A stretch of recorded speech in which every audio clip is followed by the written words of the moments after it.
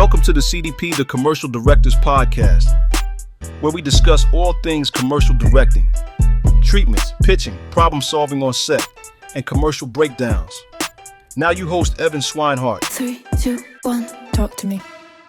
All right, welcome everybody to the show. Today I am super pumped to have Eric Maldin on. He is a director, co-founder, and COO at Stadium, which is an awesome production company based out of LA. He's also a brand new dad, so send your congrats over there as he's juggling a lot right now. But Eric, welcome to the show, and thanks for joining, man. Really appreciate it. Yeah, thank you for having me. I'm like super excited for this episode. I think this is going to be really valuable for people, and it's a different take from some of the other guests we've had on. And I think that a lot of people are going to get a lot out of this show. But let's start off with just kind of quick kind of background of kind of how you fell into directing, how you got into this industry. Yeah, I'll try and keep it short so it can be not an episode about the path to directing. But yeah, I grew up in Colorado, was really into photography and filmmaking my entire life, and made the decision to go to college and pursue filmmaking in college, which was against, obviously the advice of my parents, who really wanted me to go to business school. And I'm grateful that I pursued filmmaking in college, but now in hindsight, I wish I had some of the business acumen that I probably could have learned and gleaned from a college education in that world. But really fortunate to have gone to the University of Colorado, where I grew up in Boulder. And that film school was very avant-garde and gave you a really good foundation in like fine art, but didn't give you much of a foundation in how to convert that into a career.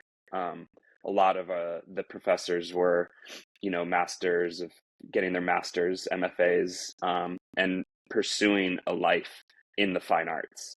And a lot of people that I was hanging out with in film school were very interested in, obviously turning it into a career. The majority of people were not really thinking in that lens. And to this day, many people that I went to film school with, I still work with.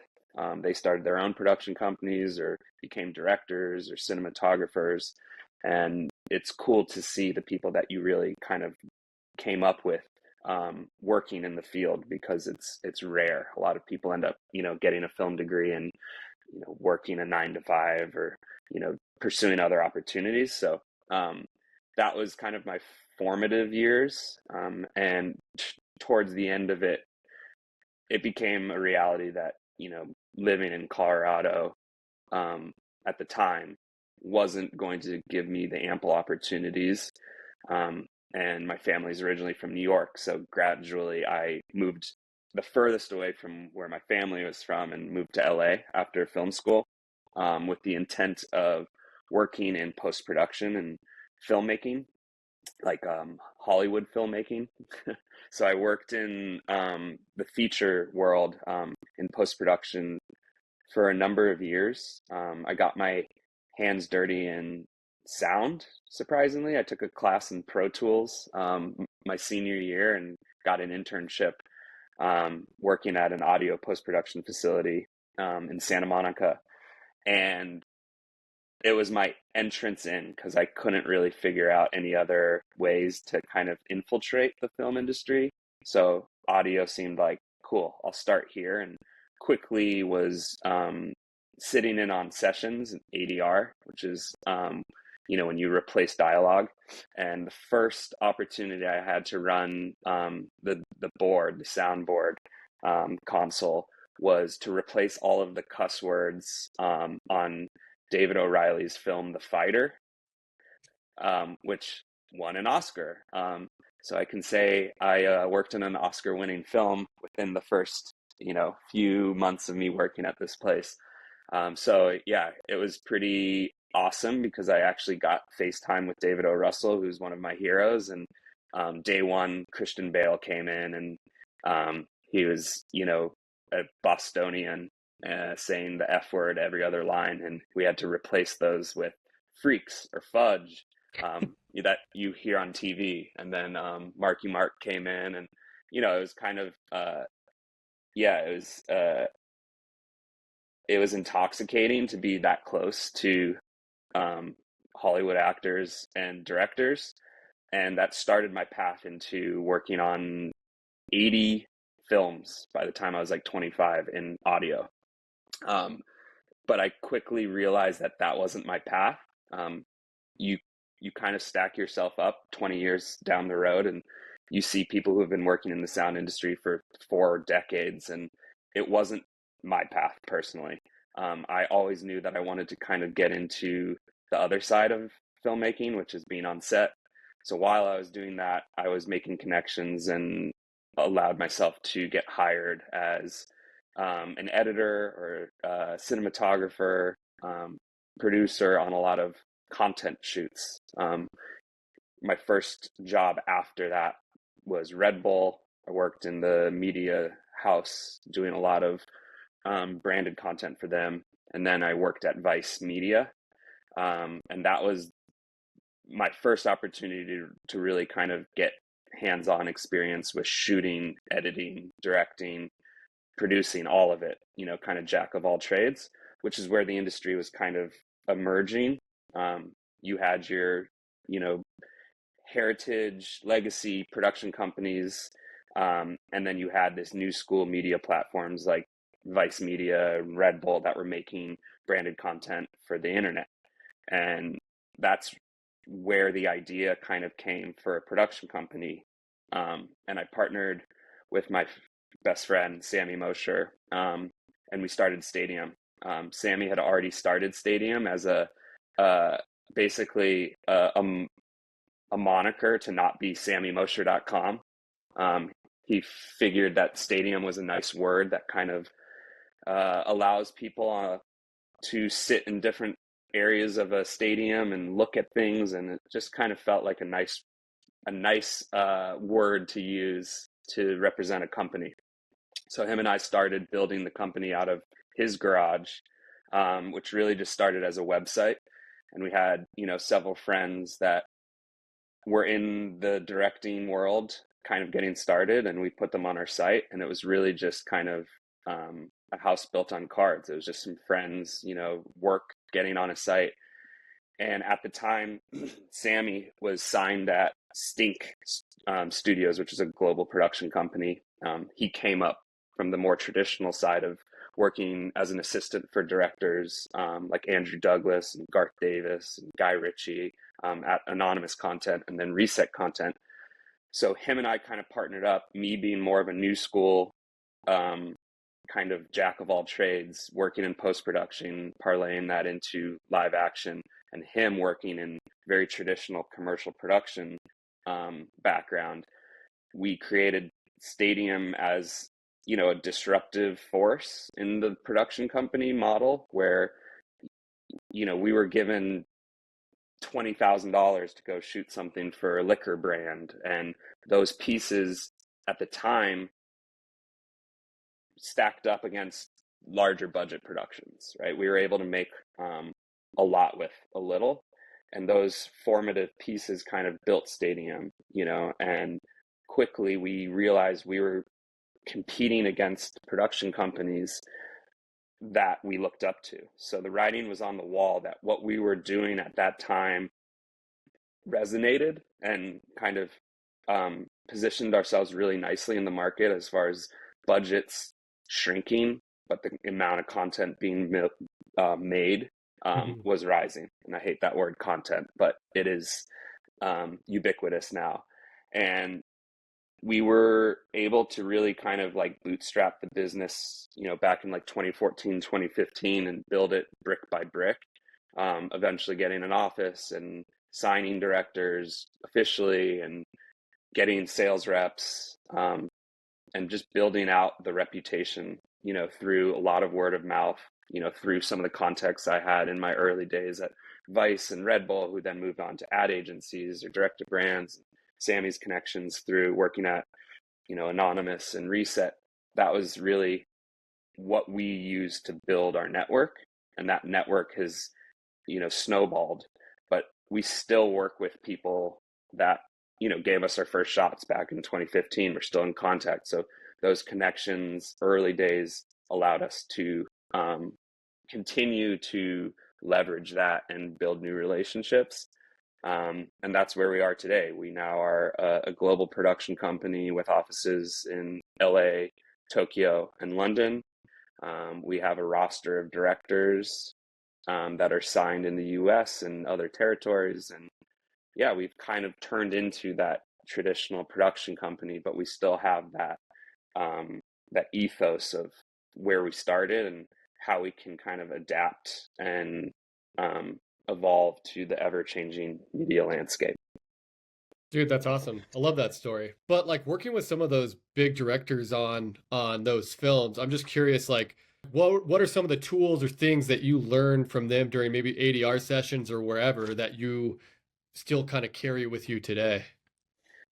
Yeah, I mean, great question. It at the time when I was working, in post-production and doing little odd jobs, the idea of being a director never clicked with me. It was never something that I set out to do.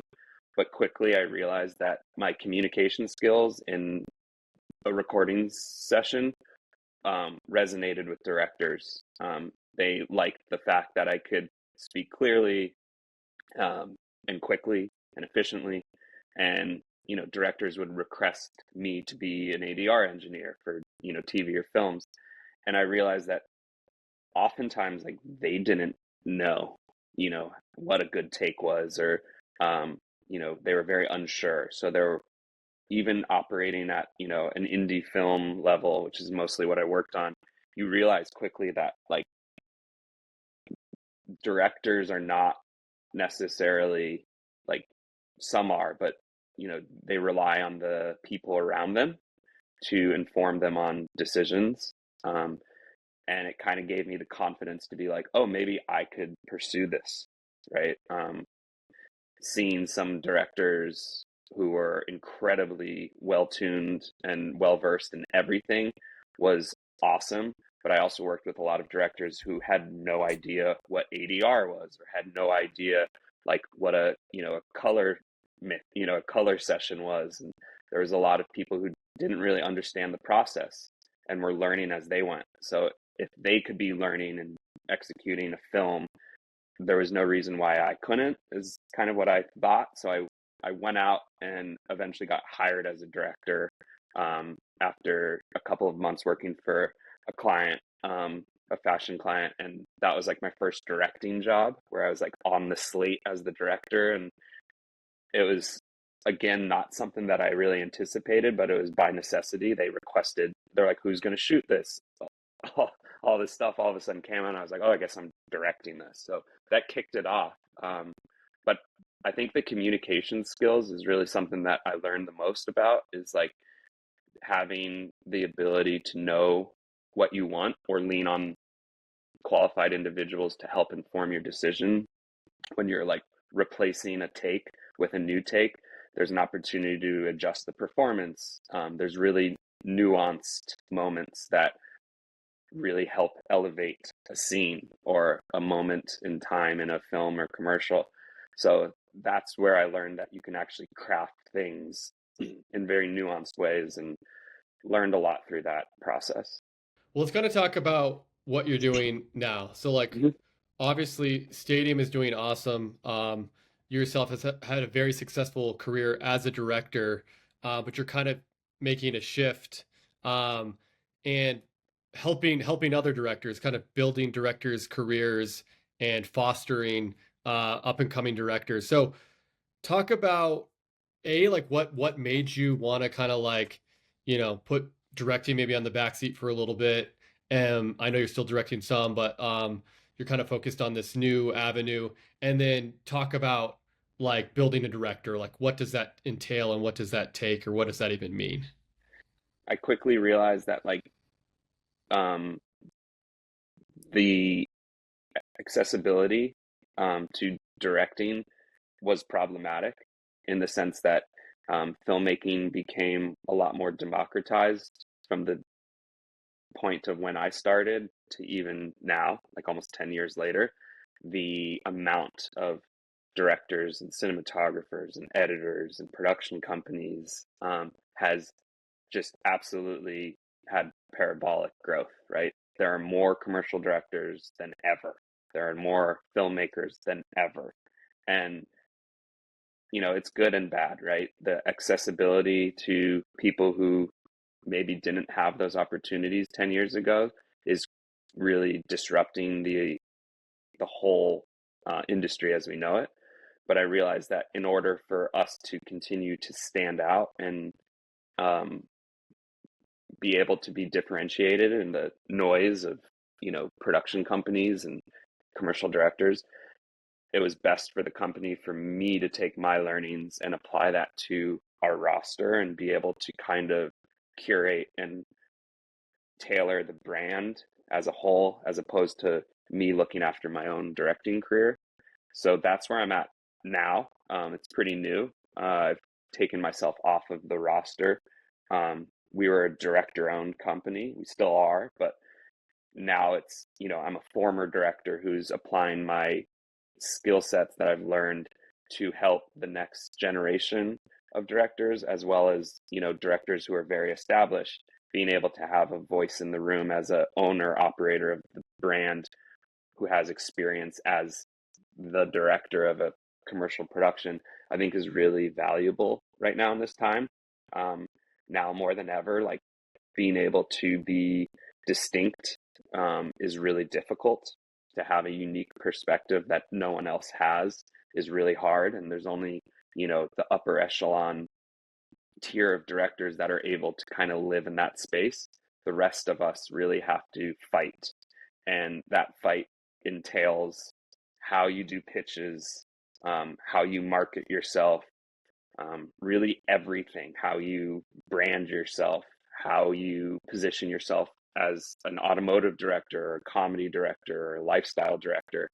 So I think there's a whole new school of thought on how to position yourself in order to be successful, because it's harder than ever to be truly successful, busy enough to supply, food for your family or yourself and give yourself a lifestyle that, you really want in this world. So I think that's the best way I can apply myself to our company at this point is help curate, help tailor, and help put our best foot forward in winning pitches. Because like I said, it's just, it's harder than it's ever been to stand out. For sure. All right, well, let's break down each step. I'm very curious about all of this, as I think this is so relevant and something I faced a lot as a director, but also kind of same thing when I'm looking for talent.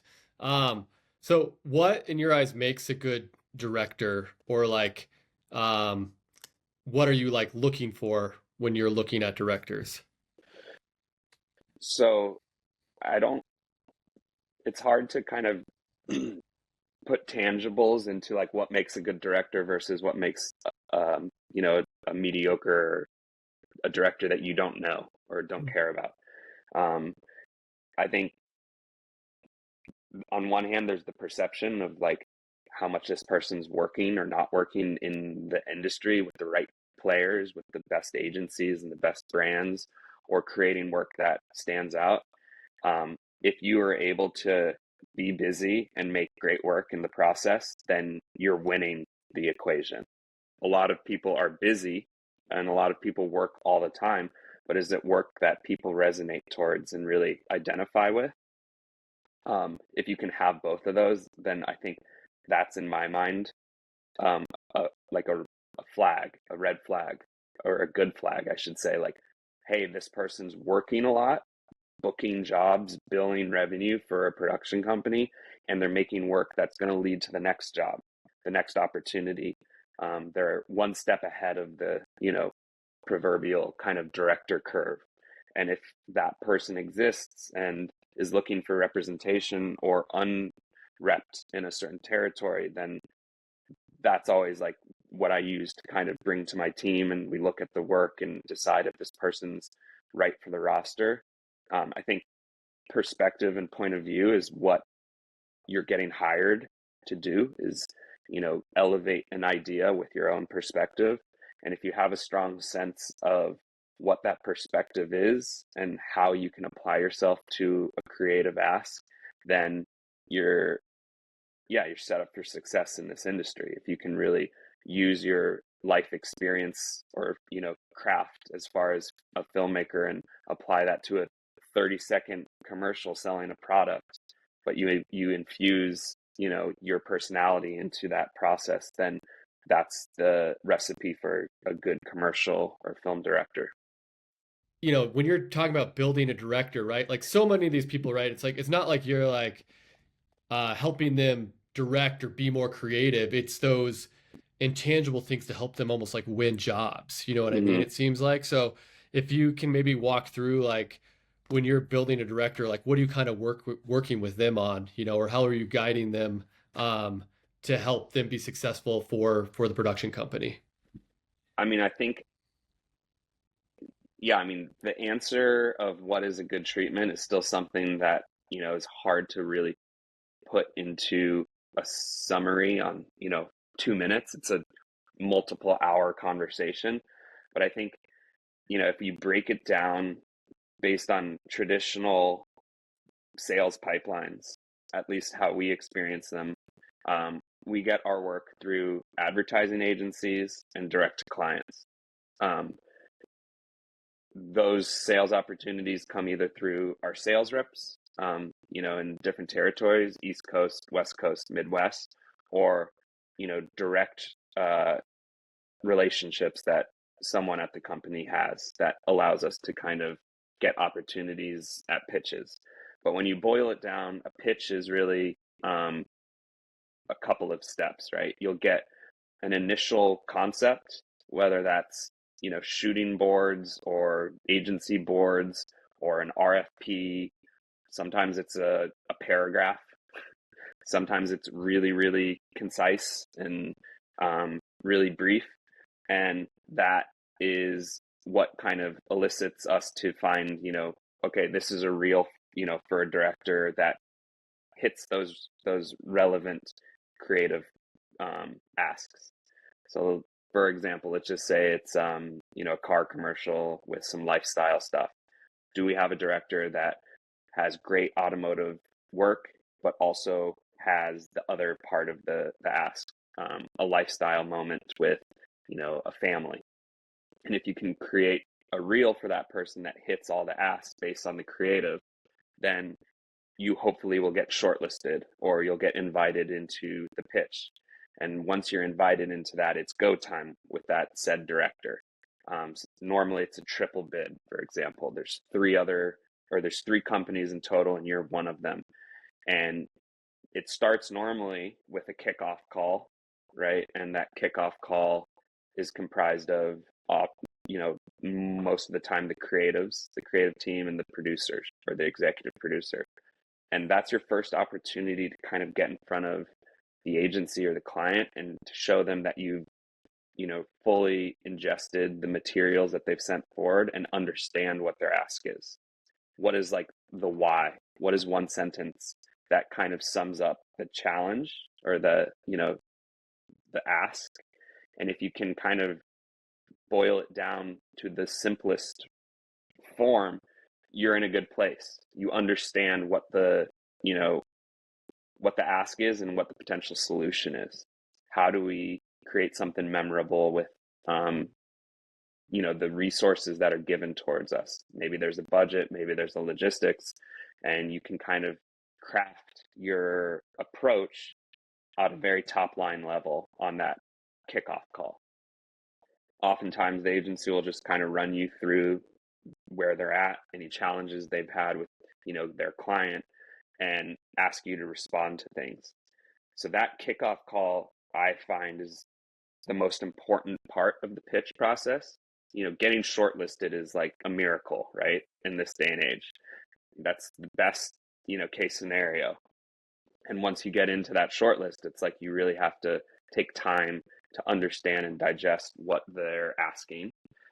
So when you get on the kickoff call, if you can set things up properly and show your perspective at an early stage and make sure that it aligns with them, the agency, the client, then you're off to the races to make a treatment. And oftentimes we'll, record those calls so we have all the bullet points, and then we're able to kind of assess as a team with the director to create a treatment that hits all the points and elevates everything that they're asking. What an agency is asking is to take their idea and make it better.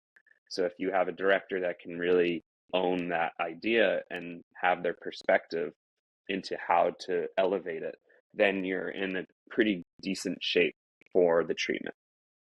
If they're confident about, utilizing certain locations or certain cameras or certain talent, and leveraging that to get to a place where the agency, has ideas that they haven't even thought of that are presented by you, then you're off to the races and creating a treatment. And the treatment process is,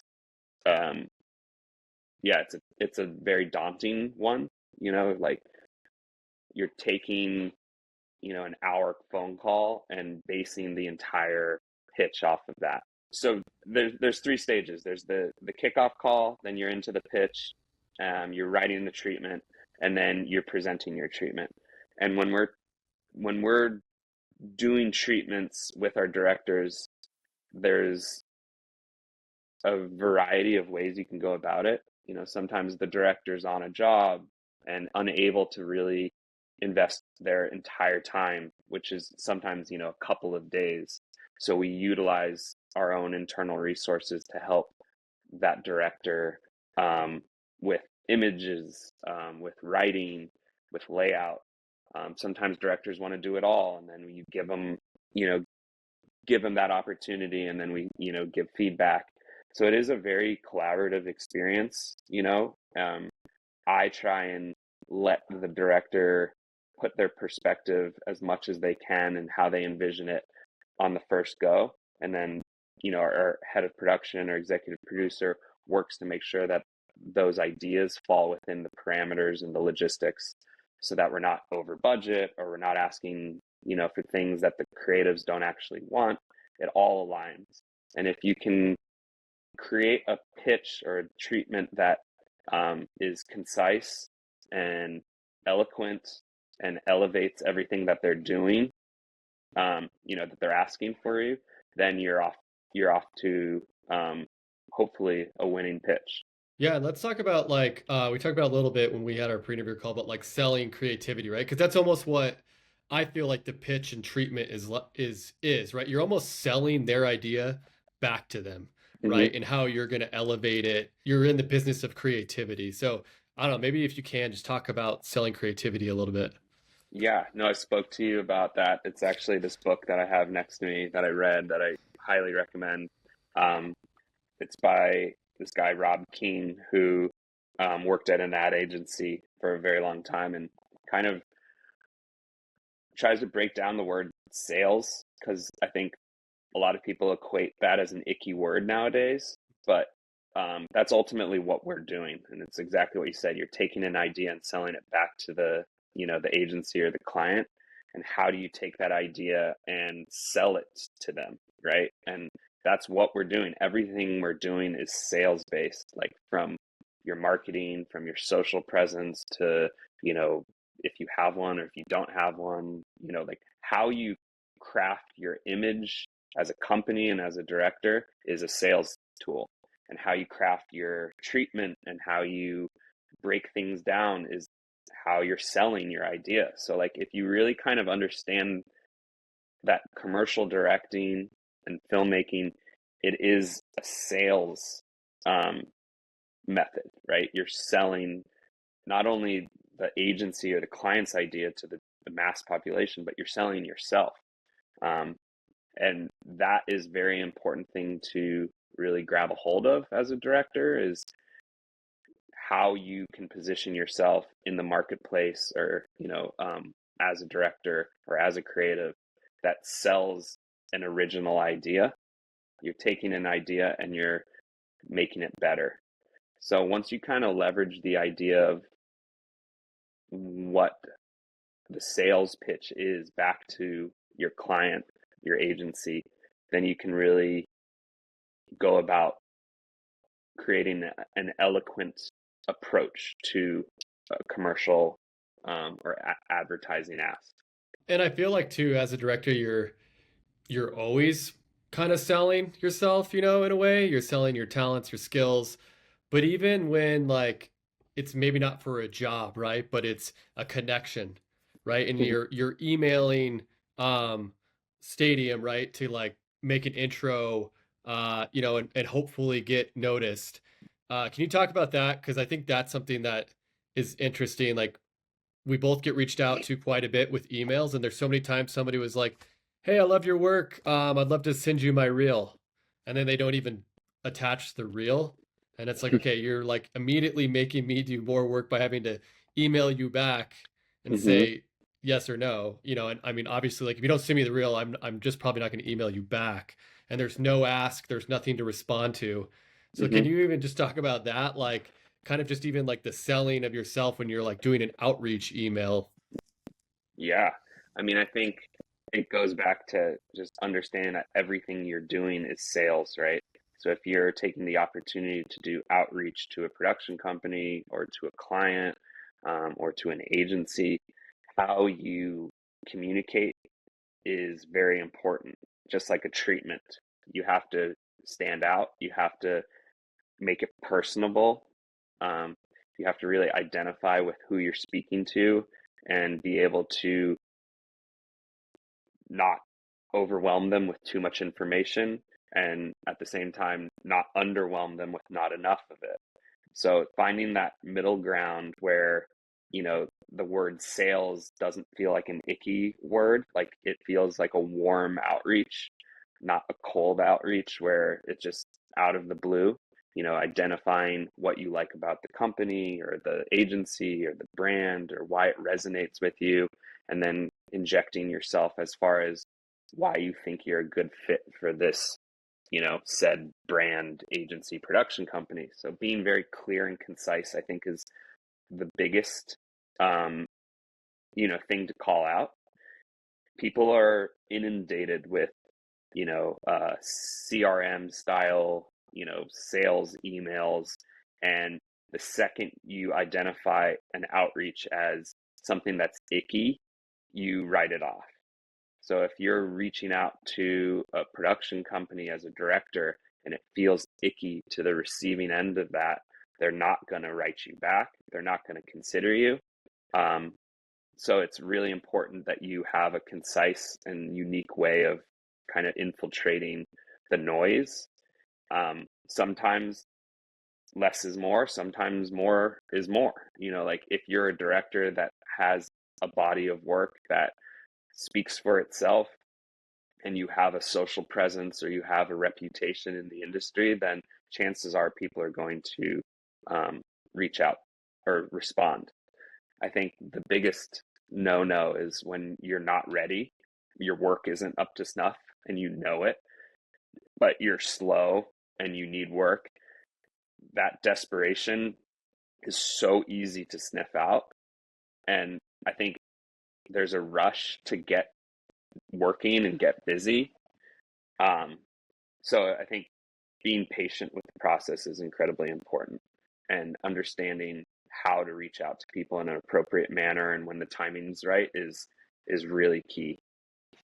And do you have any examples of any maybe emails that you've gotten that stand out that were like a really good like outreach to yourself where you're like, oh, this was awesome, and this is, and then you like followed up with a meeting or something like that? Yeah, I mean, I think like this director that I won't name um, has something on his website that I think is pretty interesting, where it's like, I read every email.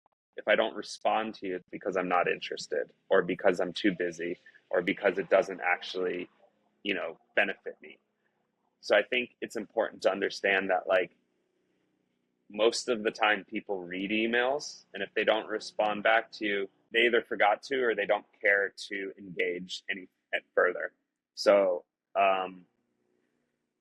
it's really difficult, right? There's no equation for right or wrongs, I think. Like, I mean, there's plenty of wrongs and there's plenty of rights, but you can't really anticipate how people are going to react to your outreach.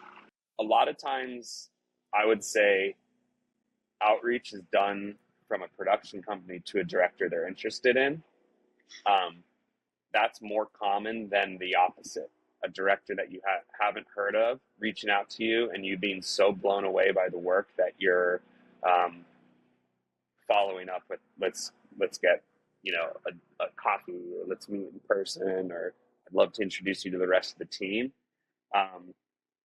So most of the time it's us, myself, my business partners, employees, who are asking, hey, have you seen this person's work? Let's check it out. We screen it, and then you do the reach out to the company. Um, I'd say more often than none, that's how it's done. But I've also gotten emails from directors or cinematographers or editors, and I haven't heard of them. And I do look at the work, and I'm like, wow, this is amazing. This fits exactly within what we need as a company right now at this moment, and I respond. Try to respond to as much outreach as possible, even if it's just like a simple, like, hey, at this time, this isn't a fit. But I don't think there's a singular equation to what is good outreach, what gets you noticed versus what doesn't get you noticed. I just think you have to be the best judge of that, the person who's, reaching out. Is my work unique to the company that I'm speaking to? Does it align with their company values, where they position themselves?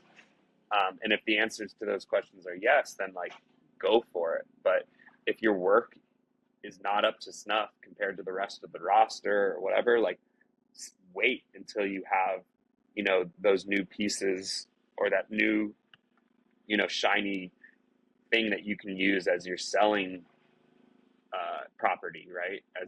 As a new director, a new piece that makes headway in the industry is likely already seen.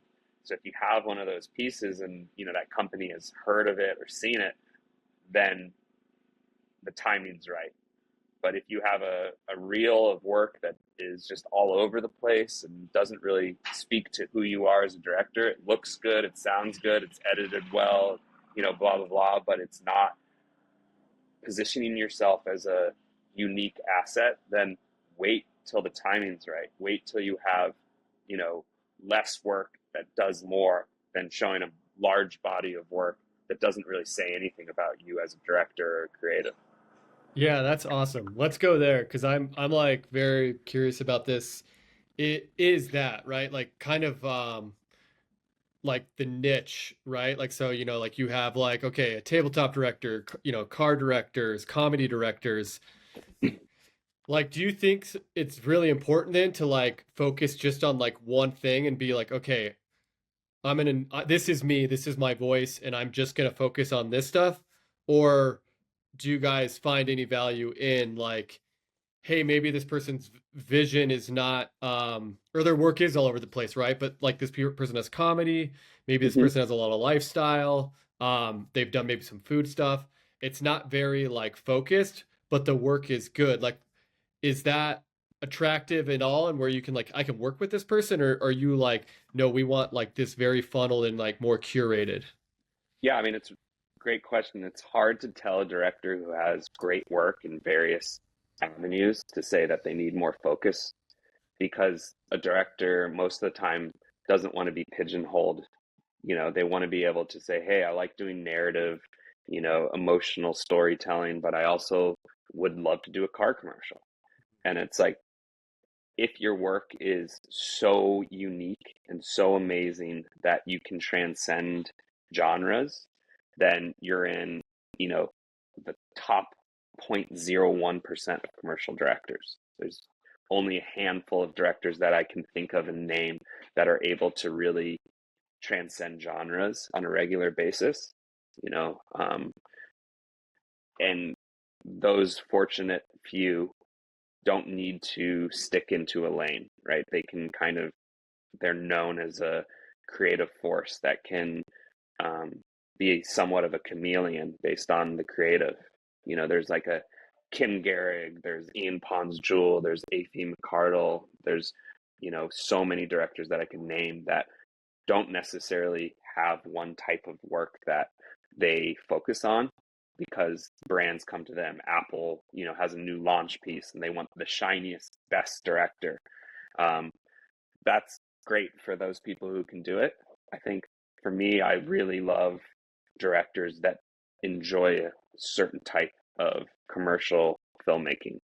If a director is a specialist, it makes it so much easier for us as a company to sell that person as a specialist in a certain area. So when we get a brief, when we get boards that speak to, hey, we're looking for a talking baby with dogs director, and it's like, oh, we have a director who only does that work, talking babies and dogs, right? We have 4 pieces that show talking babies and dogs. The chances of you making headway into the sea of reels and submissions that an agency or a client is getting is much higher if those 4 pieces are great and they go towards the ask. So I think for us, that's what we're looking for, is someone who's a specialist in a certain niche area that we can utilize to sell. Like in the United States, what do you see most of in, linear TV commercials and social media content and, the medley of things that we are, fed as far as advertisements? You see a lot of, formulas in advertising. You see a lot of, at one time it was people who could do transitions really well. It's still kind of in that world, the effects heavy, going from one world building to the next in a seamless manner. That was really hot for a while. So if we had a director that could execute, really well done visual effects transitions from one scene to the next, and the script was very heavy transition based, you had a director that could facilitate that. Same goes with like comedy, right? Comedy is really hard right now because there's the best comedy directors in the world work all the time. And, if you're mediocre comedy director and it's not that funny and it's not that great and it's not that cinematic, it's hard to make a splash because, you want to use the best comedy director. You want to make a commercial that makes someone laugh. And when you have a laughter associated with an advertisement, it resonates with the viewers a lot more. So I think specialists are really what we're after. And there's obviously those unicorn directors that are able to kind of do everything. And we'll obviously, entertain those people if they're interested in looking at our company as a potential home to be rostered at. But, when I look at my roster right now, I have, different horses in the stable that can do different types of things. And that's really important. Totally. Especially, Well, yeah. And I would say, because like agencies, it's, there's so many times like I've lost a job just because like, like, oh, the pitch was great, but this director had like, shot miniatures a ton on his, he had miniatures on his reel. I've never shot miniatures, Mhm. and even though the treatment, they were like, we loved your treatment the best, but like he has exactly what we're looking for on his reel. And it's crazy because you're like, as filmmaker, you're like, yeah, but I could do it. This shit's not rocket science. I can figure that out. But they do look for exactly what is boarded, Totally. so if it's like, yeah, like babies and dogs, if you have that work, your chances go way up higher.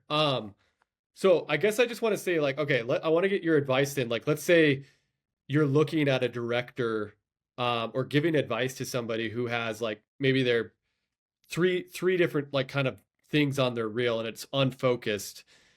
How would you like get them to focus maybe on one thing and specialize more? Like, I'm just kind of curious, like what kind of advice would you give to somebody who might be in that situation, and like how would you have them specialize like in a certain thing on their reel? Like let's say they have comedy, Hmm. lifestyle, and like, uh like anthemic type work. Hmm. What would you guys start looking at to help them narrow in and specialize?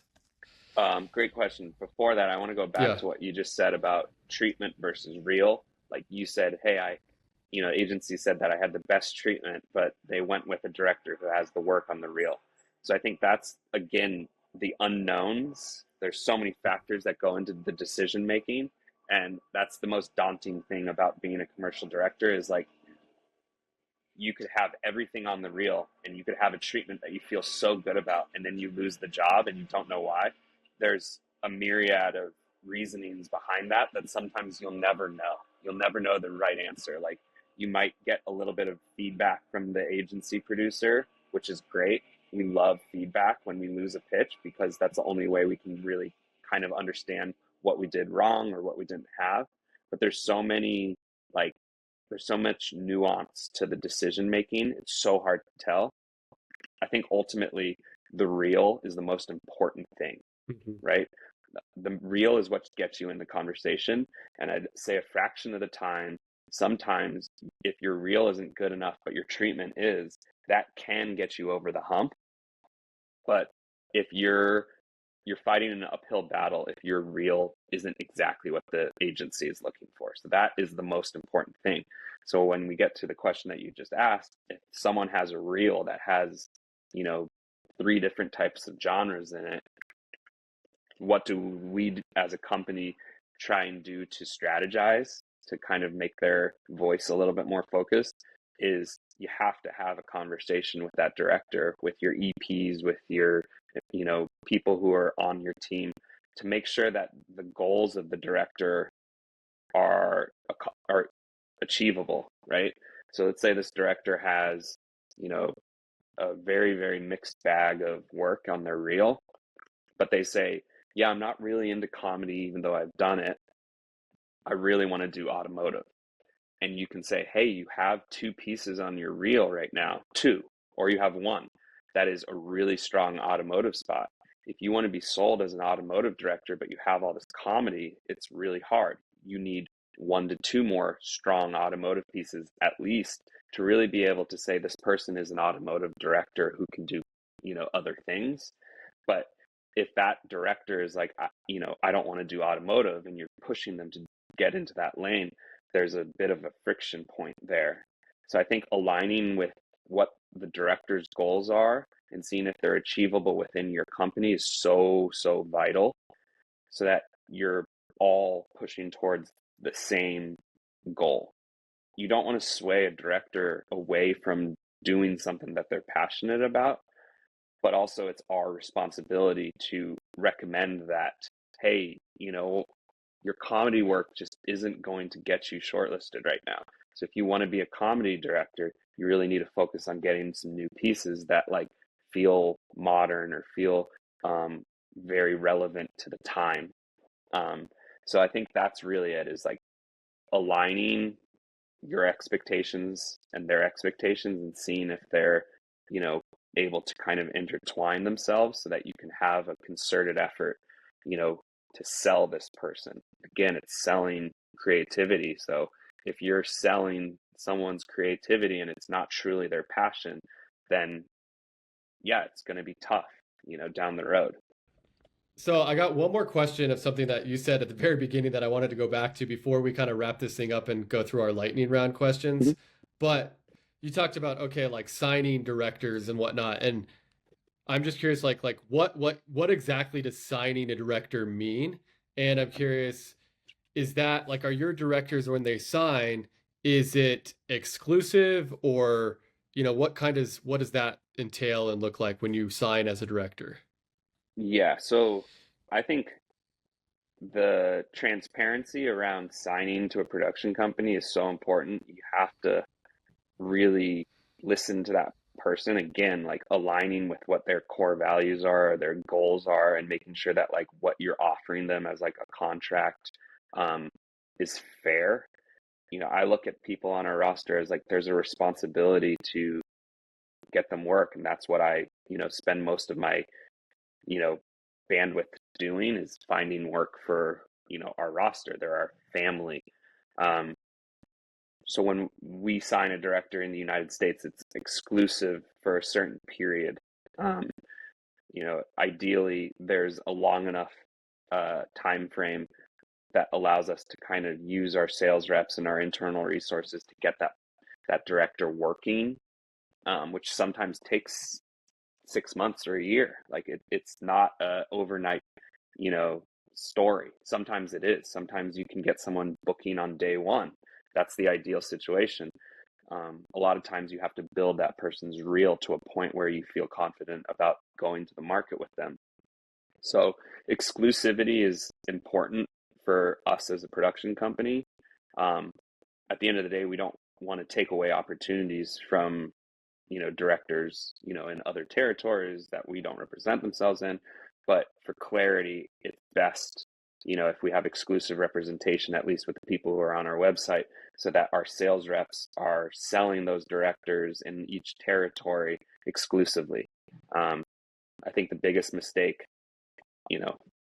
which is my opinion, that doesn't necessarily have to be everyone's opinion, is directors who are freelance, who work with too many companies and there's too much overlap, and then it gets muddy and you're muddying your brand. Again, you are your own brand. So if your brand isn't clear because it's diluted through various avenues in a singular territory, it does more damage in the short term, I think.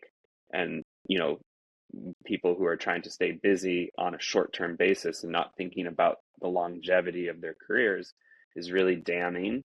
And sometimes that, reputation of, this person works too often with too many different companies and their work isn't getting better through the process.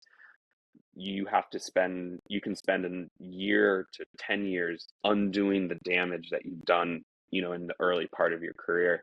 So I think everyone really needs to take a look in the mirror as far as what's the best case scenario. Is it signing exclusively with a production company and giving them the time to try and get them working? Or is it better to spread yourself around in different companies? I don't think there's a singular answer for it. Every person's different. Every success story doesn't necessarily need to be an equation. But for us, the best instances of success is when you get a director to sign with you and you're able to leverage the past work and get new work. There's a ton there that I could also be its own episode, but Right. I want Contracts. to keep you your time here limited. So I guess I'll just throw it back to you if there's anything as we wrap up, if there's anything that you think we should add that you want to talk about or that we didn't cover. Yeah, if you feel like commercial directing is a struggle, it is. It's a really hard industry to be successful in. To make a name for yourself is even harder. And yeah, it's really about looking in the mirror oftentimes and finding out if this is something that you really want to do, and the ups and the downs, the peaks and the valleys of working in the advertising film production world are endless. There's, even if you're at the top of the game, one of the biggest billing commercial directors in the world, they're still competing against the other biggest billing directors, and there's going to be losses.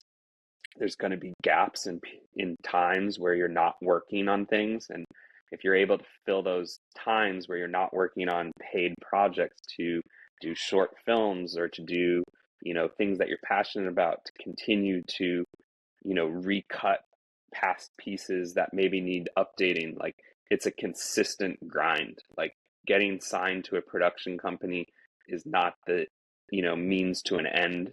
It's not like you made it and now you can take your foot off the gas. Like the best directors in the world are constantly working in a way that is driving towards their brand. They're selling themselves in the market. And if there is a perception out there about how you handle yourself that is sexy and shiny to a lot of companies and agencies, then you're doing a really good job. But I think anyone who's slow or anyone who's not working at the clip that they want to they need to understand why that is and be able to, you know, address it and evolve. So that's, I think, the last thing to, I guess, you can end on is just like, don't take your foot off the gas. If you're truly passionate about this and want to do it, it's a never-ending pursuit, which can be really daunting to a lot of people, that are working in this business, and it's just a never-ending kind of, working on yourself, working on your brand. How are you going to sell yourself to the market? And if you can continue to reinvent that and make it relevant for the time, then you're set up for success. I just had a really interesting conversation Mm-hmm. about director's cuts with a creative director from an agency who thinks director cuts are an insult to them and agencies. So I kind of wanted to get your opinion on the director's cut and why you think they're important, or if they are important at all. Yeah. Director's cuts are kind of a tough thing to navigate. I think the ideal scenario, which happens rarely, is that the agency cut is your director's cut, because then it shows alignment from the director's perspective and the agency's perspective, that they combined together to create one singular voice that they can all stand behind. And if you're posting a director's cut, sometimes there's tension or friction behind that, and maybe it's asked to be kept internally. But at the end of the day, a director's job is to utilize the work that they have to get the next job. So if the piece that you made with the agency or your client doesn't align and doesn't feel like it's going to help get you that next piece of work, I think it's really important for the director to reorient the edit, the cut. Maybe certain moments that you really loved were taken out, put those back in and make a cut that you stand behind at the end of it. And then there's no harm in being transparent with the agency about, hey, maybe I'm going to make a director's cut. Do you think the client would be upset about that? Like, each job is so unique, and being understanding of that and transparent with your partner or whatever, or maybe you don't care to work for that company ever again and you want to make a director's cut and put it on social media and you don't care about the repercussions, then go for it. But at the end of the day, like, your judgment is what's most important. And if you think a director's cut is necessary, definitely do one. They're a pain in the ass when you don't have, the budget, approved, and you have to spend out of pocket to, recolor, the entire film because the agency did a weird grade on it and you don't align with it. Like, spend that money, make that investment. You're investing in yourself and you're utilizing that end product, which is a director's cut or an agency cut, to go get that next piece of work. So it's incredibly important. And I think navigating that with your agency partners or client partners is a conversation that should be had, like, during the production process.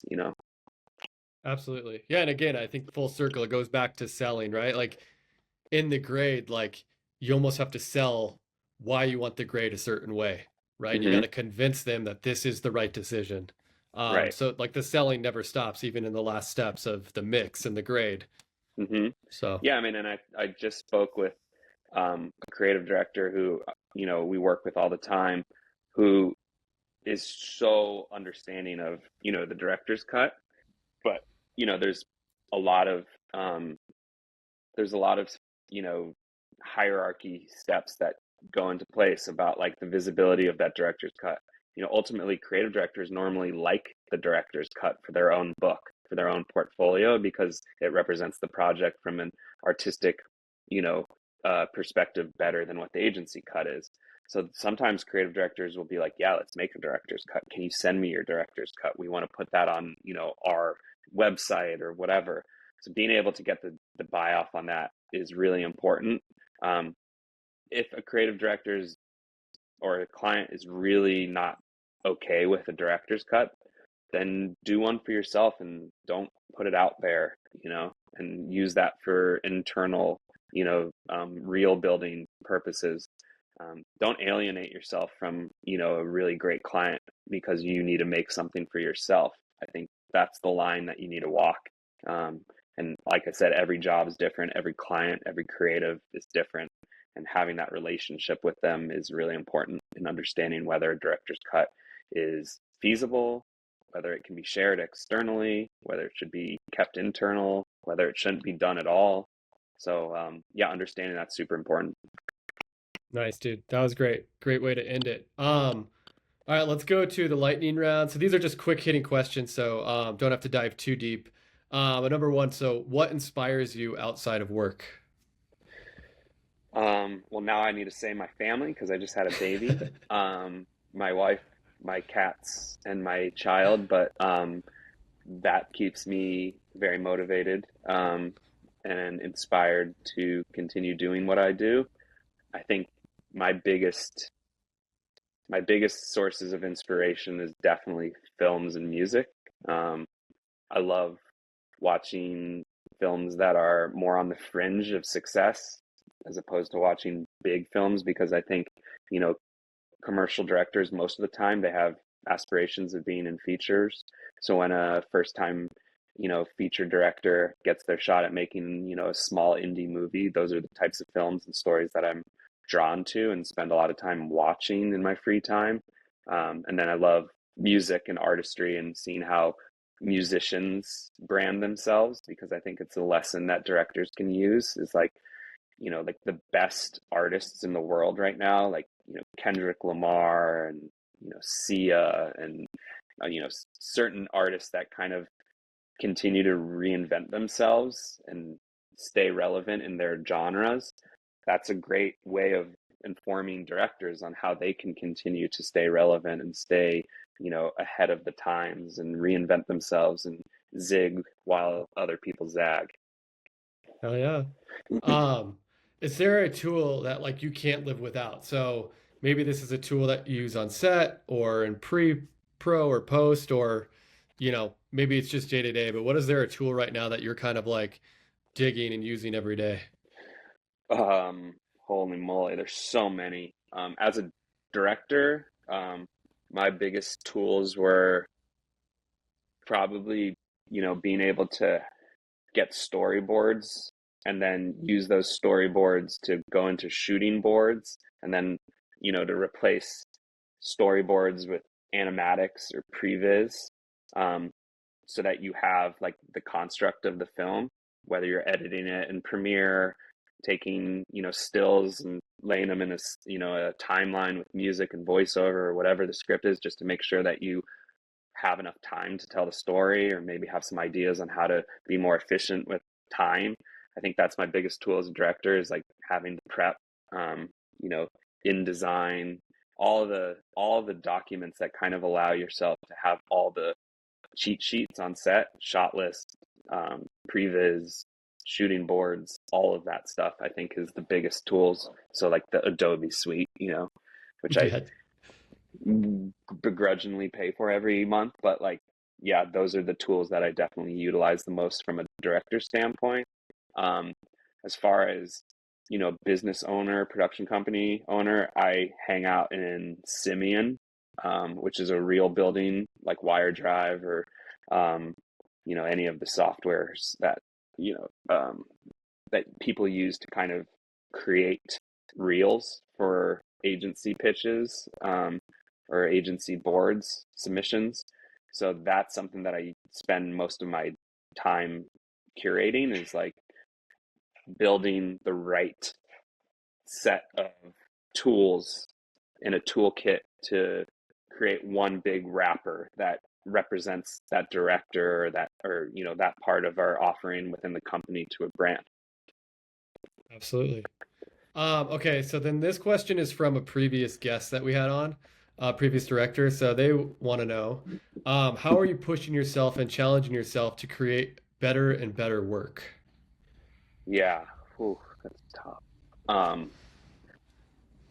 it's it's really really hard. It's harder now than ever to make work that you feel good about, that you're not just kind of creating for other people or entities, so that when you can put your stamp of creativity on a piece when it's delivered and airs on TV or however it's, sent out to the masses, that's harder than ever. I think in the United States specifically, a lot of times you'll get hired as a director, or directors will get hired, and then the edit is taken on by the agency and you don't see the piece until it's done. So I think if you're able to be a part of the process from the beginning to the end, offering yourself as a creative during the editing process, even if you're like not getting paid or you feel like you're kind of cut out for it, or the communications have ended, like you have to fight. Like it is a never ending fight to get the piece to a place where you feel it represents you as a director. And how do you combat that? Like it's, like I said, you cannot take your foot off the gas during the process, and you have to do so in a way that feels collaborative, and it doesn't feel pushy, and it doesn't feel like you're like, oh, well, you guys have this idea, fuck you guys, I don't care. It's all right, trying to get to a place where you can stand behind it. So I think how I, as a director and also production company owner, is really making sure you're part of the process from beginning to end, as much as you humanly can, which becomes more and more difficult nowadays with agencies having tight timelines and having their own set of KPIs within a production that maybe doesn't align with what the director's goals are. So it's really just being able to infuse yourself into the process day in and day out until the project is delivered. And even if the project is delivered and you don't like it, it's like, can you make a director's cut that you use internally? Or if the agency is okay with you sharing a director's cut, like making something that really represents you is the biggest fight. And if you don't see it to the end, you can't be upset that it's not what you set out at the beginning for. You are the only person really to blame at the end of a unsuccessful project, because you didn't put enough effort into making sure that it's something that you can stand behind. So last question here is, if you now can just leave a question for the next guest. Where do you see the future of commercial directing in the next 1 year, 3 years, 5 years, and 10 years? Oh, I like that. Okay, that's a good one. That's one I'm thinking about a lot. So that one's good. Well, sweet, man. Thanks for joining. Really appreciate it. This was super awesome, and I think some great insights from a production company owner. So thanks so much for joining the show, man. Of course, man. Thanks for having me. All right, that does it for another show. Thanks for watching the Commercial Directors Podcast, and please subscribe to the show on any of the platforms where you listen to your podcast, and on YouTube. YouTube's a great place where you can actually watch the breakdown, so make sure you subscribe. Also, give us a follow on the gram at the Commercial Directors Pod, and please DM us there. We would love to hear from you on potential guests you'd like on the show and what topics you want to learn more about. Or you can email me at evan@swinehartco.com, and that's SWINEHARTCO.com.